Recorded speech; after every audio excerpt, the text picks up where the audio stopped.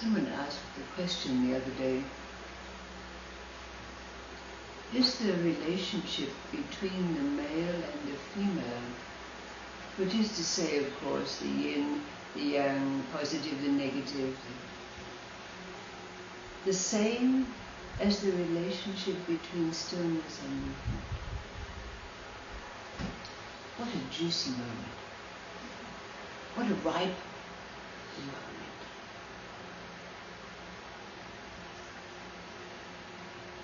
Take all perceptions from the sensual, the aesthetic, and the transcendent level of mind and bring them to the subtle level of body, speech, and mind.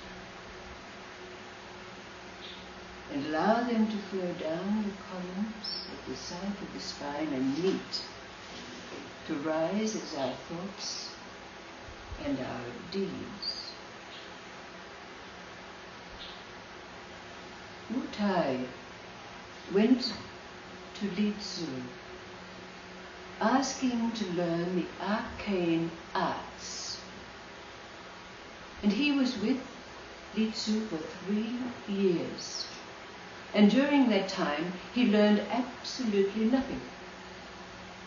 So he went to Li Tzu and bowed to him and apologized. "I'm sorry, Master, I am stupid, I have not learned anything. I have to return to my home." But Li Tzu took him by the hand and took him into his private chamber and said, "Listen, I was with my master Lao Tze, and when he was about to leave this earthly plane, he said to me, these bodies, that body of yours and this body of mine, are illusion. When the copulation of yin and yang take place, all creation is formed. But anything that changes is not real. So these bodies are not real. If you want to learn the ways of the arcane, you must become change.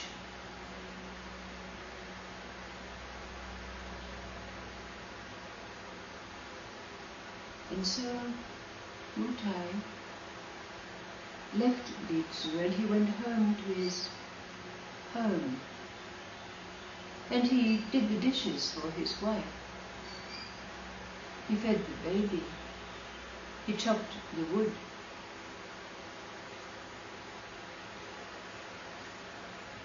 And Wu Tai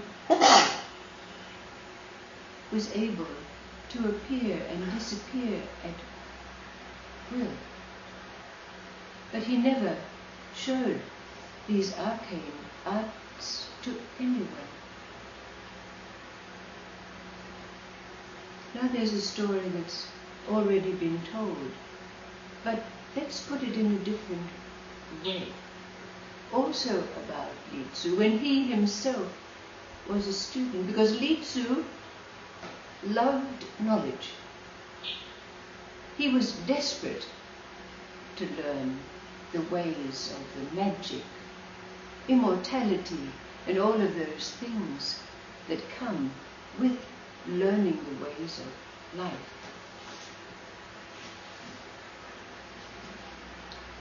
And it so happened that one day he came to his teacher, Lao Tze, and he said, "Lao Tze, I know that you're a master."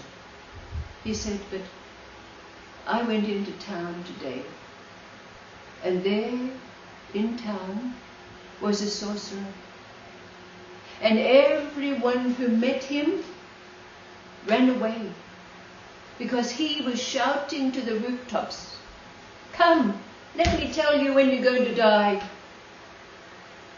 I can even tell you the date and time that you're going to.'" Everybody ran away. So Li Tzu said to his master Lao Tze, "So I really think I've met someone who is greater than you."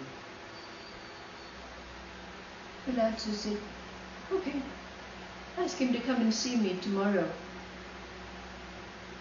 So Li Tzu did. He brought the sorcerer into Lao Tzu's presence. And Lao Tzu shuffled Li Tzu outside so that he could be alone with the sorcerer. After the time, the sorcerer came out, strutting out of the doorway of Lao Tzu's house. And he grabbed him and asked him what had happened. The sorcerer said, "Oh, he's a goner. Your master's going to die any time now." Oh, Tzu was absolutely shattered. Sorcerer went off on his way. Li Tzu went into his master and fell down and said, "Master, I'm so sorry. I didn't realize you're going to..." "Rubbish." So Lao Tzu said, "What I did was to withdraw my yang and present my yin." So he thought that my life force was dull and about to peter out. Tell him to come again tomorrow. So the sorcerer came back to Lao Tzu. He was taken into his presence, and Li Tzu was outside trying to listen to what was going on inside. When the sorcerer came out, he said, "Oh, he's going to be all right. His life force is strong now. You owe me 2 chickens."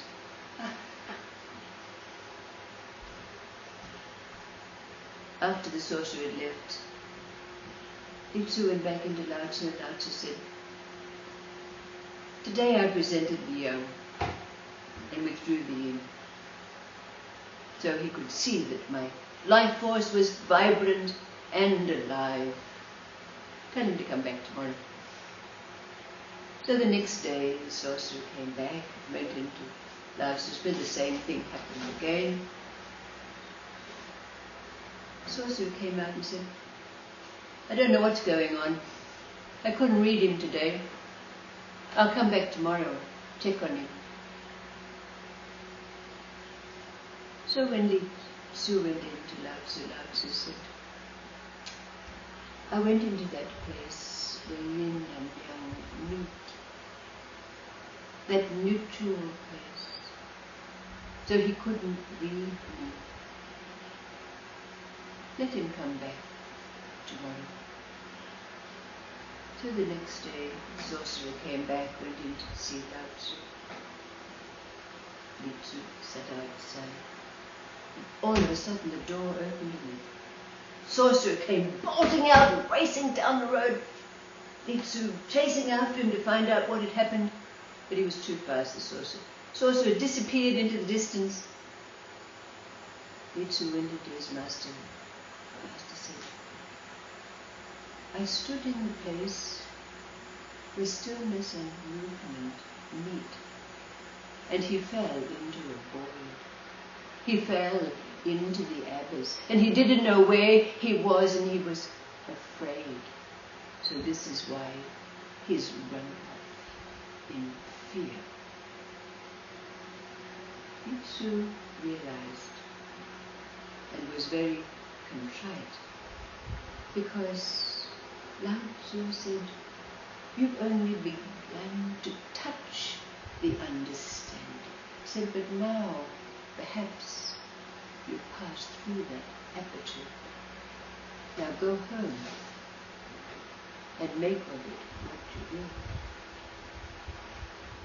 So Li Tzu also, like Wu Tai, he went back to his home, and he stirred the rice, and he fed the baby, and he tended the corn in the garden. But there was no projection. All was in natural order. He remained, for the most part, in that place where stillness and movement meet. This is the answer to that question. And it also answers the question that's been asked of late. What is the relationship between that which moves in constant change and that which in us is forever still and unchanging? This is a ripe and juicy moment. We all have to arrive at that point which is said to be at the base of the spine, that place where all of life, the perceptions, the experiences enter in and, like our breath, pass through the channels. But these channels are at the side of the spine and meet the yin and the yang, the copulation.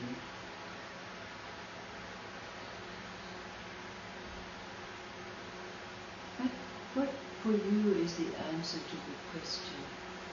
In the light of this understanding of what it is that abides at this meeting place between stillness and movement. What does it mean in the story? The sorcerer fell into the abyss, into the void. No doubt in the coming days, your own experience will allow you